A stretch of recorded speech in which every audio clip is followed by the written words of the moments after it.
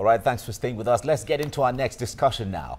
The Inspector General of Police, Ibrahim Idris, has promised Nigerians that moving forward, they will see a new reformed SARS. Well, he said, having taken into consideration various concerns raised by the public, measures have been put in place at repositioning the department. The Inspector General of Police stated that henceforth operations deployed to SARS would undergo psychometric test training and continuous behavioral assessment. Now, he also banned SARS from conducting stop and search on roads unless when necessary.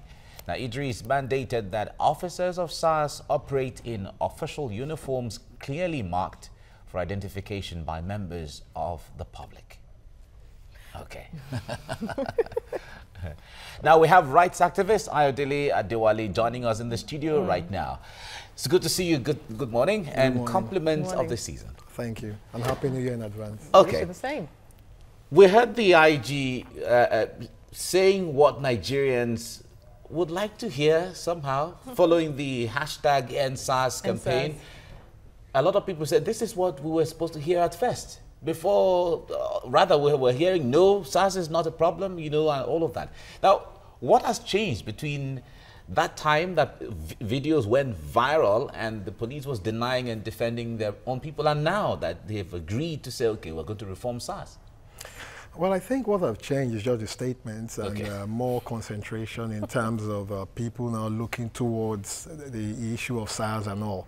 But I've said it severally on this platform that the issue goes beyond just saying, because you have to look at the police structure itself, how it is now in contemporary times, with regards to police welfare, with regards to providing the logistics that is needed to carry out this operation and training. Because if you don't provide enough welfare for a human being, you can turn the attitude into a bestial attitude. So they are only kind of rebelling to the system, and they can also put that frustration on people, and in order to keep their jobs also. I mean, you've given somebody a time limit that, look, you have to crack this problem, and the next thing they do is torture.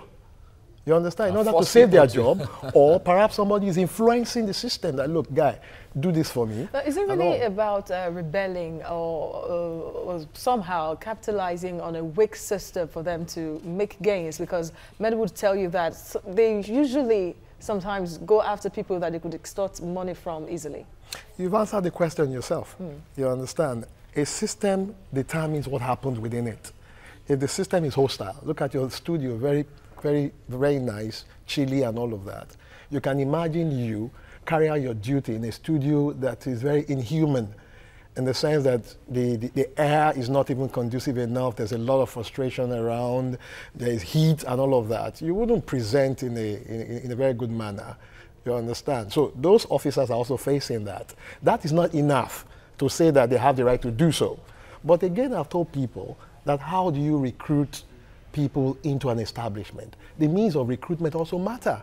You don't bring any Tom, Dick, and Harry into the system. SARS is a very good brand, if I'm to say. It's a complementary brand. You have the regular police, you have the SARS, you have the canine police, you have the traffic police, you understand? You have the anti-bomb squad. All of these are integral that form our police force. Very perfect. But who are these characters running the system? Are they fit enough? Are they mentally fit? Are they well remunerated? Are they well trained? Do they conform to civic training in order to get this thing? Somebody comes to you and say, oh, this crime has happened. Very easy. You call the person to question. You understand? You start from when that crime was initiated to when it was committed. Where were you? Or if money was given, how was the money given? To whom? At what place? You start putting the puzzles together. It takes a lie to cover a lie. If something is true, you keep saying it time immemorial. But if something is a lie, you have to be changing it. So you put the puzzles together. You can even use lie detectors. You can even make it very comfortable to continue, you understand, for you to do your investigation. At a point, they will give up. But when you torture someone, if someone was to torture you, I bet you will even lie about your mother giving birth to you in order to get away that pain. Okay, let's now former Inspector General of Police Mike Okiru was giving reasons why the unit was established in the first place as to the level of criminality and all of that. But Nigeria, like you said, there's the regular police. There are other special units here and there. The mobile police is there that cracks anything the regular police cannot crack. Now, with the SARS coming on board, isn't that a duplication of some of the different units of police here and there? No, it is not. Okay. It is not. If you look at every structure, you understand, people who tend to put those structures, as time goes on, as things changes, of course, dynamics have to change. Right. You don't have to rubbish all of the police or compound their problems. It's division of labor. Okay. The regular police, constabulary police, you see them around, going around, all of that. But when they are now sophisticated crime, they also need sophisticated measures to crack them. You have to create that system to tackle it. You understand? It's just like police that you see at the aviation industry. They are not regular people. They are looking for something different. Or when you look at fraud, for instance, they are looking for something different and all of that. So you can't pile up everything on a regular police. But what we are saying is the people that are being recruited, how were they recruited? For what purposes? Even the environment where you keep these accused persons. You understand? How is this environment? Is it humane enough? Because some of these environments are even worse than where the slave masters kept the slaves. If you go there, people even die in detention. Honest people that have done nothing wrong and all of that. So many a time, even our judicial system is also culpable because you find a policeman keeping somebody arbitrarily for 1 year, 2 years without taking them to court. These are issues that must be looked into. The IG might have very good thinking and all of that, but the police must also involve civil society. Because many of this training, I've been in government. I know when people bring training to me, I say, oh, please, we want to do this training X, Y, Z. Some of it are just to cure the economic pain in the belly. It's not to solve the problem. So when this training are brought to bear, will this training actually make an impact on these persons? Now, when you are even training this person, you want to train somebody whose salary cannot take him to the gate. He's not interested in the training. He's only interested in the meritorium that comes from it in order to augment his salary. And talking about the remuneration, really, and many will tell you that is very important. If we say we should start now and go into how the salaries of police officers, we won't even spend 10 hours won't be enough from the recruitment level, the pittance they are paid their salary, that they even get to buy their own uniforms, their own socks and all that. And then you expect such person to perform excellently when given a task. But then look, going ahead, really, would that justify anything, any wrongdoing on the part of such person, knowing that he took an oath to uphold the law? Yeah. You see, I've often said that if you give peanuts, you're going to get monkeys as workers. While I was growing up, going to spend holiday with my great-grandfather at McCarthy Street, I remember that the police force in the evening come to drop dogs around 7 o'clock, and they come to pick them with vehicles. Those are animals. Now, when you have policemen going to carry out their duties in many of these establishments, they carry their guns and enter public transport. Nobody goes to drop them.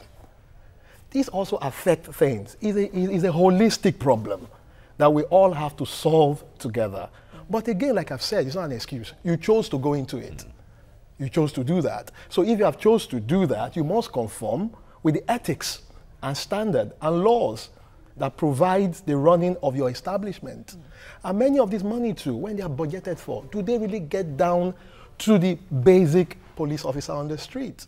That is why we need the civil society, we need the media to keep watching on these funds, how they are spent.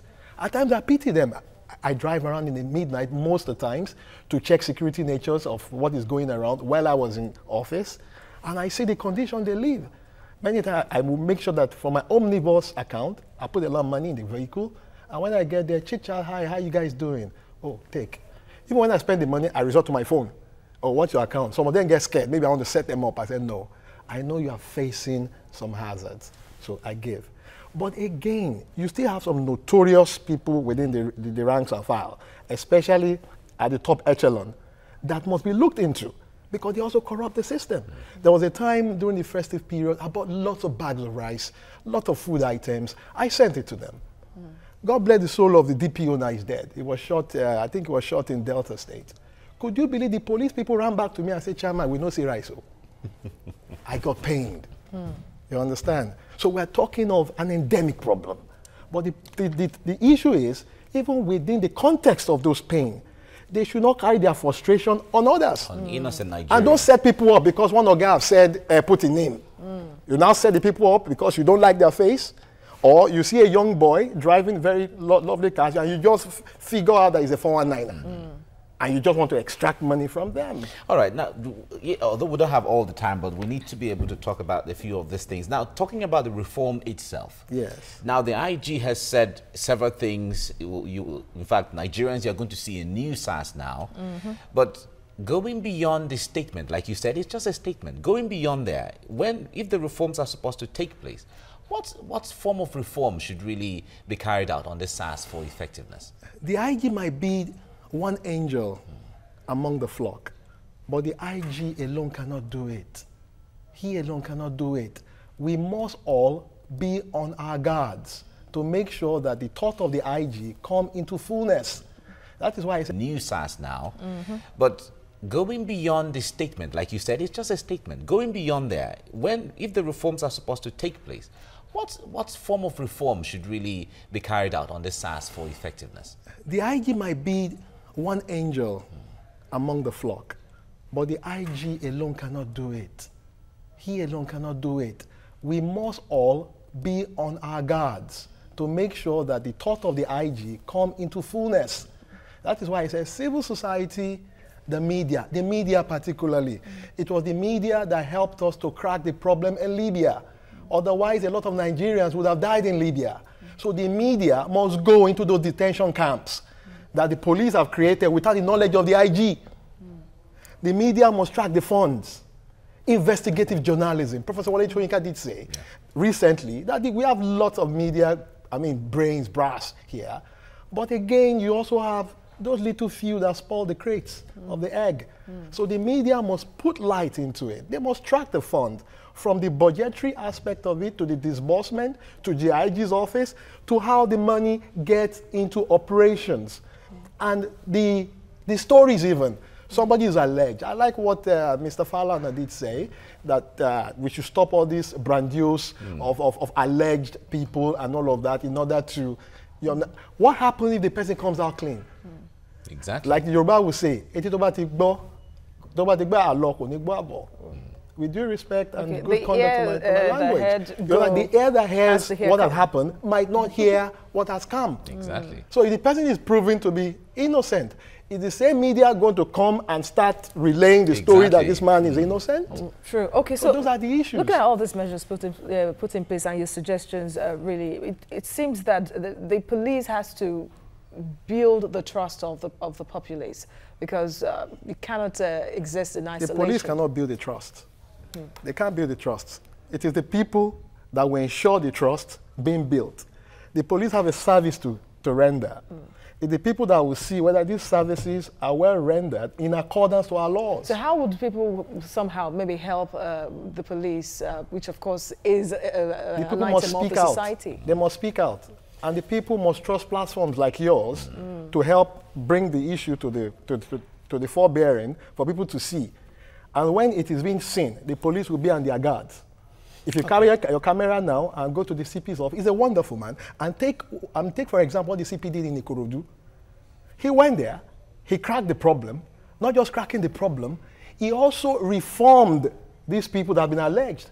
And he brought them back to their community and reintegrated them back in the community. Okay. The CP of Lagos, Edgar, did not put people in detention camp, not to kill them or frustrate them. The director says we have to wrap it at this point. Thank you very much for your analysis. Ayodele Adewale, human rights activist. Thank you for coming. Thank you for having us. Certainly, this is a topic we're going to be discussing as we get along. Thank you so much for coming. Thank you for having me. All right.